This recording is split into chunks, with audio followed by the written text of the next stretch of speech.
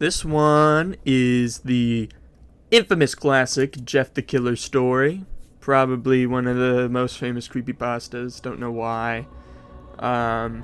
Suicidal girls from 2009 really wanted to have sex with this guy, so I don't shoot. Whatever you like, man. But it's hard to discount its influence, even though it is very bad. I'm not going to comment on how bad it is because there's a ton of videos doing that, but I'm just going to read it. Excerpt from local newspaper. Ominous unknown killer is still at large. After weeks of unexplained murders, the ominous unknown killer is still on the rise. After little evidence has been found, a young boy states that he survived one of the killer's attacks and bravely tells his story.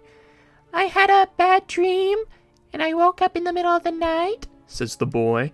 I saw that for some reason the window was open, even though I remember it was closed before I went to bed. I got up, and I shouted once more. Afterwards, I simply crawled under my covers and tried to get back to sleep. That's when I had a strange feeling, like someone was watching me. I looked up and nearly jumped out of my bed. There, in the little ray of light, illuminating from between my curtains, were a pair of eyes. These weren't normal eyes. They were dark, ominous eyes. They were bothered, bordered in black, and just plain out terrified me. That's when I saw his mouth.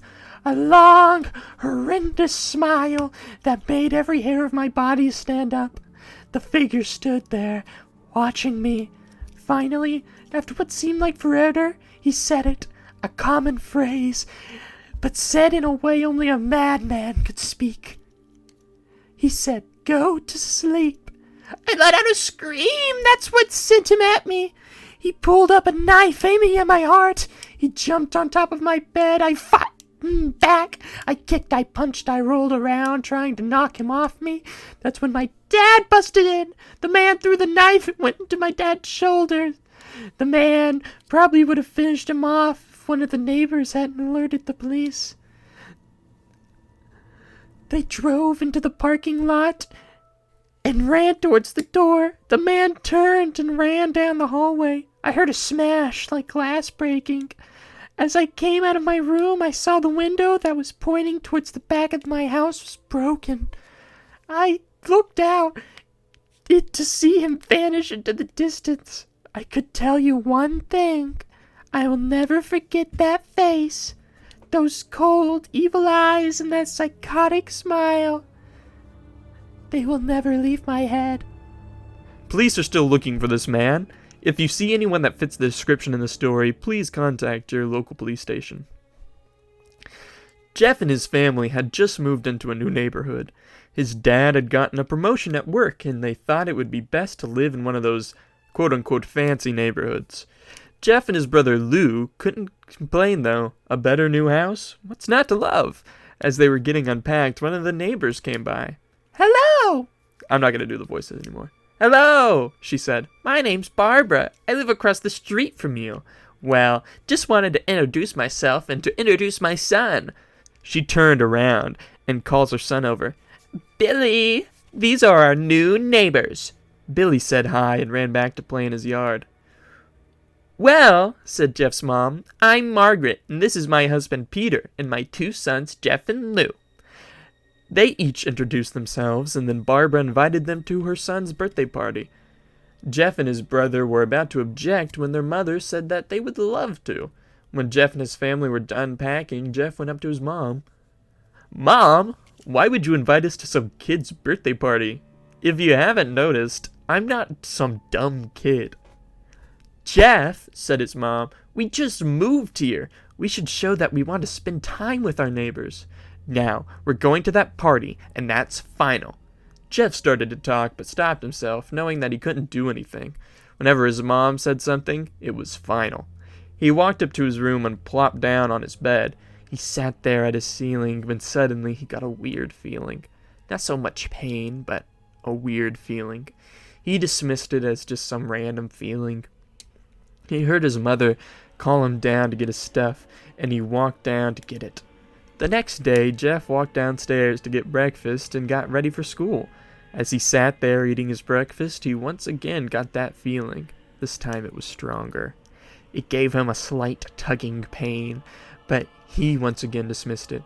As he and Lou finished breakfast, they walked down to the bus stop. They sat there waiting for the bus, and then, all of a sudden, some kid on a skateboard jumped over them, only inches above their laps. They both jumped back in surprise. "Hey, what the hell?" The kid landed and turned back to them. He kicked his skateboard up and caught it in his hands. The kid seemed only about 12, 1 year younger than Jeff. He wears an Aeropostale shirt and ripped blue jeans. "Well, well, well! It looks like we got some new meat." Suddenly, 2 other kids appeared. One was super skinny and the other was huge. "Well, since you're new here, I'd like to introduce ourselves. Over there is Keith." Jeff and Lou looked over to the skinny kid. He had a dopey face that you would expect a sidekick to have. "And he's Troy." They looked over at the fat kid. Talk about a tub of lard. Kid looked like he hadn't exercised since he was crawling. "And I," said the first kid, "am Randy. Now, for all you kids in this neighborhood, there's a small price for bus fare, if you catch my drift." Lou stood up, ready to punch the light out of the kid's eyes, when one of his friends pulled a knife on him. "Tisk, tisk, tisk. I hoped you would be more cooperative, but it seems like we must do this the hard way." The kid walked up to Lou and took his wallet out of his pocket. Jeff got that feeling again. Now it was truly strong, a burning sensation. He stood up, but Lou gestured him to sit down. Jeff ignored it and walked up to the kid. Listen here, you little punk. Give my bro's wallet back or else." Randy put the wallet in his pocket and pulled out his own knife. "Oh, and what will you do?" Just as he finished the sentence, Jeff popped the kid on the nose. As Randy reached for his face, Jeff grabbed the kid's wrist and broke it. Randy screamed, and Jeff grabbed the knife from his hands. Troy and Keith rushed Jeff, but Jeff was too quick. Jeff threw Randy on the ground. Keith lashed out at him, but Jeff ducked and stabbed him in the arm. Keith dropped his knife and fell to the ground screaming. Troy rushed him too, but Jeff didn't even need the knife. He just punched Troy straight in the stomach, and Troy went down. As he fell, he puked all over the place. Lou could do nothing but stare in amazement. "Jeff, how'd you—" was all he said. They saw the bus coming and knew they'd be blamed for the whole thing. So they just started running as fast as they could. As they ran, they looked back and saw the bus driver rushing over to Randy and the others. As Jeff and Lou made it to school, they didn't dare tell what happened. All they did was sit and listen. Lou just thought about his brothers beating up a few kids, but Jeff knew it was more. It was something scary. As he got that feeling, he felt powerful. It was the urge to just hurt someone. Water break.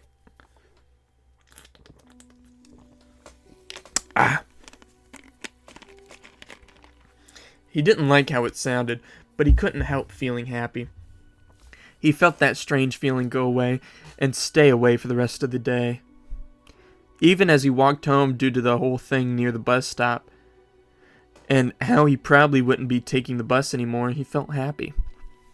When he got home, his parents asked him how his day was, and he said in a somewhat ominous voice, "It was a wonderful day."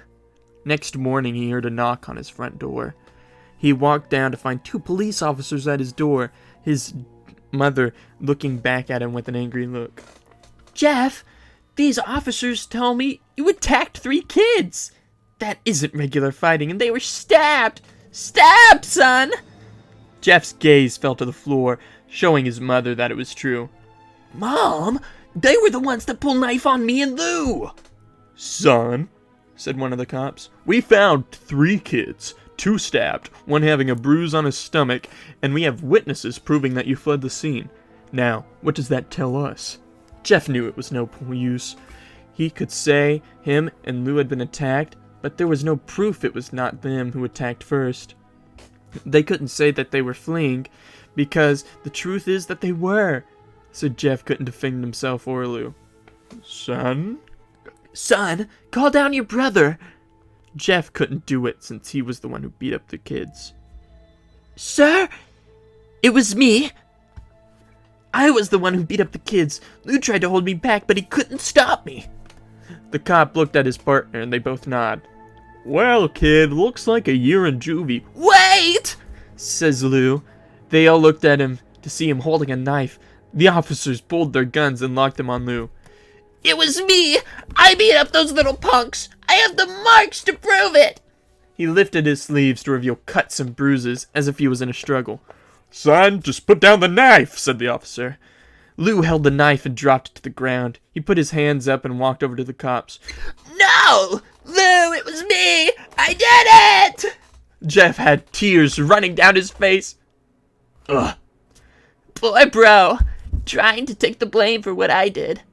Well, take me away. The police led Lou out to the police car. Lou! Tell them it was me! Tell them! I was the one who beat those kids up! Jeff's mother put her hands on his shoulders. Jeff, please, you don't have to lie. We know it's Lou. You can stop. Jeff watched helplessly as the cop car speeds off with Lou inside. A few minutes later, Jeff's dad pulls into the driveway, seeing Jeff's face and knowing something was wrong. Son, what is it? Jeff couldn't answer. His vocal cords were strained from crying. Instead, Jeff's mother walked his father inside to break the bad news as Jeff wept in the driveway. After an hour or so, Jeff walked back into the house, seeing that his parents were both shocked, sad, and disappointed. He couldn't look at them. He couldn't see how they thought Lou when it was all his fault. He just went to sleep, trying to get the whole thing off his mind. 2 days went by, with no words from Lou at JDC. What? As juvenile detention correction. No friends to hang out with, nothing but sadness and guilt. That is until Saturday, when Jeff is awoken by his mother with a happy, sunshiny face.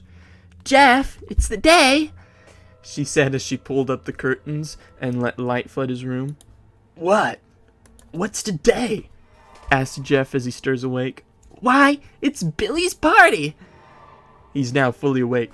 Mom, you're joking, right? You don't expect me to go to some kid's party after... There's a long pause. Jeff, we both know what happened. I think this party could be a thing that brightens up the past few days. Now, get dressed. Jeff's mother walked out of the room and downstairs to get herself ready. He fought himself to get up. He picked out a random shirt and pulled a pair of jeans and walked downstairs. He saw his mother and father all dressed up, his mother in his dress and his father in a suit. He thought, why would they wear such fancy clothes to a kid's party? Son, is that all you're going to wear? Said Jeff's mother. Better than wearing too much, he said. His mother pushed down the feeling to yell at him and hid it with a smile. Now, Jeff, we may be overdressed, but this is how you go if you want to make a good impression.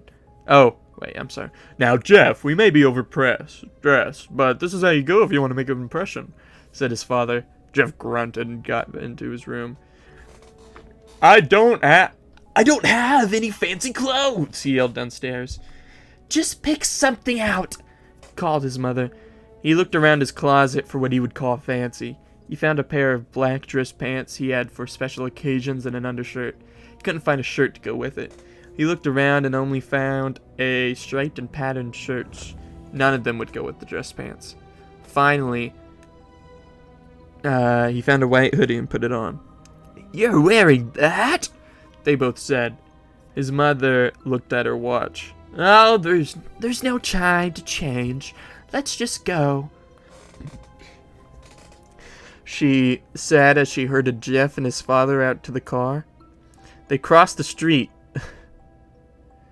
Why do they need the car to this? Oh, door. Oh, I'm so dumb. I'm so stupid. I'm sorry. I'm not going to cut this out. I don't want to edit. They crossed the street over to Barbara and Billy's house. They knocked on the door, and it appeared that Barbara, just like his parents, way overdressed. Doesn't make any sense. As they walked inside, all Jeff could see were adults, no kids. The kids are out in the yard, Jeff. How about you go and meet some of them, said Barbara. Jeff walked outside to a yard full of kids. They were running around in weird cowboy costumes and shooting each other with plastic guns. He might as well be standing in a Toys R Us. Suddenly a kid came up to him and handed him a toy gun and a hat. Hey, wanna play? He said. No, kid. I'm way too old for this stuff. The kid looked at him with that weird puppy dog face. Please, said the kid. Fine, said Jeff. He put on the hat and started to pretend to shoot the kids. At first he thought it was totally ridiculous, but then he actually started to have fun. It might have been super cool, but it was the first time he had done something that took his mind off Lou. So he played with the kids for a while until he heard a noise, a weird rolling noise. Then it hit him. Randy, Troy, and Keith all jumped over the fences on their skateboards. Jeff dropped the fake gun and ripped off the hat. Randy looked at Jeff with a burning hatred. Hello. Jeff, is it? He said. We got some unfinished business. Jeff saw his bruised nose. I think we're even. I beat the crap out of you, and you get my brother sent to JDC. Randy got an angry look in his face. Oh no, I don't go for even. I go for winning. You may have kicked our asses that one day, but not today. As he said that, Randy rushed at Jeff. They both fell to the ground. Randy punched Jeff in the nose, but Jeff grabbed him by the ears and headbutted him. Jeff pushed Randy off him, and they both rose to their feet. Kids were screaming and parents were running outside the house. Troy and Keith both pulled guns out of their pockets. No one interrupts or guts will fly, they said. Randy pulled a knife on Jeff and stabbed it into his shoulder. Jeff screamed and fell to his knees. Randy started kicking him in the face. After 3 kicks, Jeff grabbed his foot and twisted it, causing Randy to fall to the ground. Jeff stood up and walked towards the back door. Troy grabbed him. Need some help? He picks Jeff up by the back of the collar and throws him through the patio door. As Jeff tries to stand, he is kicked down to the ground. Randy repeatedly starts kicking Jeff till he starts to cough up blood. Come on, Jeff, fight me! He picks Jeff up and throws him into the kitchen. Randy sees a bottle of vodka on the counter and smashes the glass over Jeff's head. Fight! He throws Jeff into the living room. Come on, Jeff! Look at me! Jeff glances up, his face riddled with blood. I'm your blood who got your brother sent to the JDC, and now you're just gonna sit there and let him rot in there for a whole year? You should be ashamed. Jeff starts to get up. Oh, finally! You stand up and fight! Jeff is now to his feet, blood and vodka on his face. Once again he gets that strange feeling, the one in which he hasn't felt for a while. Finally! He's up! Says Randy, and he runs at Jeff. Then it happens. Something inside Jeff snaps. His psyche is destroyed, all rational thinking is gone. All he can do is kill. He grabs Randy and pile drives him into the floor. He gets on top of him and punches him straight in the heart. The punch causes Randy's heart to stop. As Randy gasps for breath, Jeff hammers down on him. Punch after punch. Blood gushes from Randy's body until he takes one final breath and dies. Everyone is looking at Jeff now. The parents, the kids, even Roy and Keith. Although they easily break from their gaze and point their guns at Jeff. Jeff sees the guns trained on him and runs for the stairs. As he runs, Troy and Keith let out fire on him, each shot missing. Jeff runs up the stairs. He hears Troy and Keith following up behind. As they let out their final round of bullets, Jeff ducks into the bathroom. He grabs a towel rack and rips it off the wall. Troy and Keith race in, knives ready. Troy swings his knife at Jeff, who backs away and bangs the towel rack into Troy's face. Troy goes down hard, and now all that's left is Keith. He is more agile than Troy, though, and ducks when Jeff swings the towel rack. He dropped the knife and grabbed Jeff by the neck. He pushed him into the wall. A thing of bleach fell on top of him from the top shelf. It burnt both of them, and they both started to scream. Jeff wiped his eyes off best he could. He pulled back the towel rack and strung it straight into Keith's head. As he lay there bleeding to death, he let out an ominous smile. "What's so funny?" asked Jeff. Keith pulled out a lighter and switched it on. "What's funny," he said, "is you're covered in bleach and alcohol." Jeff's eyes widened as Keith threw the lighter at him. As soon as the flame made contact with him, the flames ignited the alcohol in the vodka. While the alcohol burned him, the bleach bleached his skin. Jeff let out a terrible screech as he caught on fire. He tried to roll out of the fire, but it was no use. The alcohol had made him into a walking inferno. He ran down the hall and fell down the stairs. Everyone started screaming as they saw Jeff, now a man on fire, drop to the ground, nearly dead. The last thing Jeff saw was his mother and the other parents trying to extinguish the flame. That's when he passed out. Jeff woke up with a cast wrapped around his face. He couldn't see anything, but he felt a cast on his shoulder and stitches all over his body.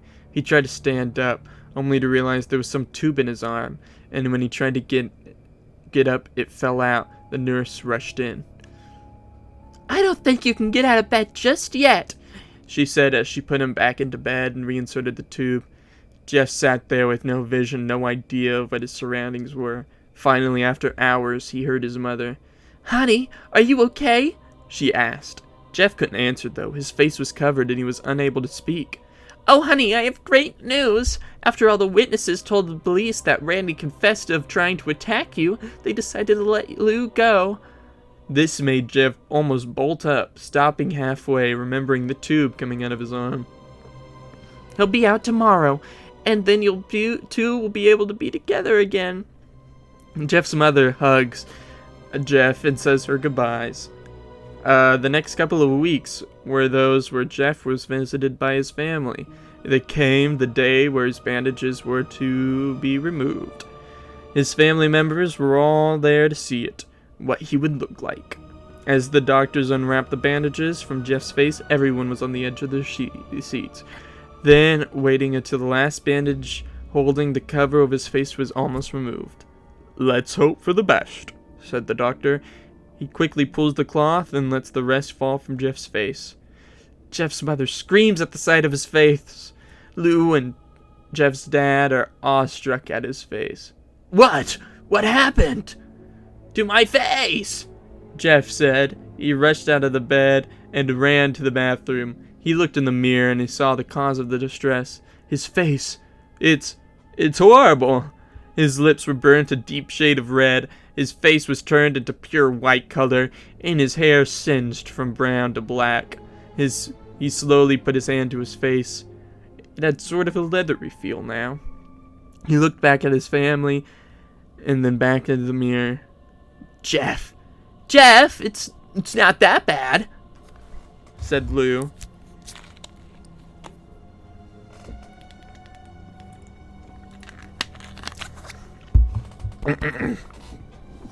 "Not that bad," said Jeff. "It's perfect." His family were equally surprised. Jeff started to laugh uncontrollably. His parents noticed his left eye and hand were twitching. Jeff? Are you okay?" "Okay? I've never felt more happy! Look at me! This face goes perfectly with me!" He couldn't stop laughing. He stroked his face, feeling it, looking at the mirror. What caused this? Well, as you may recall, when Jeff was fighting Randy, something in his mind, his sanity, snapped. Now all that was left was a killing machine that his parents didn't know. "Doctor," said Jeff's mom, "is my son all right? In the head?" "Oh, yes, this behavior is typical for patients who have gotten a very large amount of painkillers. If his behavior doesn't change in a couple weeks, bring him back here and we'll give him a psychological test." "Oh, thank you, doctor." Jeff's mother went over to Jeff. "Jeff, sweetie, it's time to go." Jeff looks away from the mirror. His face still formed into a crazy smile. "Hey, Mommy!" His mother took him by the shoulder and took him to get his clothes. This is what came in," said the lady at the desk. Jeff's mother looked down to see the black dress pants and the white hoodie her son wore. Now they were clean of blood and stitched together. Jeff's mother led him to the room and made him put his clothes on. Then they left, not knowing this was the final day of their life. Later that night, Jeff's mother was awoken by a sound coming in from the bathroom. It sounded like as if someone was crying. She slowly walked over to see what it was. When she looked into the bathroom, she saw a horrendous sight. Jeff had taken a knife and carved a smile into his cheeks. Jeff, what are you doing? Asked his mother. Jeff looked at his mom. I couldn't keep smiling, Mommy. It hurt after a while. Now I can smile forever. Jeff's mother noticed his eyes turning black. Jeff, your eyes! His eyes were seemingly never closing. I couldn't see my face. I got tired and my eyes started to close. I burned out the eyelids so I could see myself forever. My new face! Jeff's mother slowly started to back away, seeing her son was going insane. What's wrong, Mommy? Aren't I beautiful? Yes, son. Yes, you are. Let me go get Daddy so he can see your face. She ran into the room and shook Jeff's dad from his sleep. Honey, get the gun. She stopped as Jeff in the doorway, holding a knife. Mommy, you lied. It's the last thing they hear as Jeff rushes them with the knife, gutting them both. His brother, Lou, wakes up, startled by some noise. He didn't hear anything else, so he just shut his eyes and tried to go back to sleep. As he was on the border of slumber, he got the strangest feeling that someone was watching him. He looked up before Jeff's hand covered his mouth. He slowly raised the knife, ready to plunge it into Lou. Lou thrashed there, tried to escape Jeff's grip. Shh, Jeff said. Just go to sleep. That sucked. That made my voice hurt. That was way too long.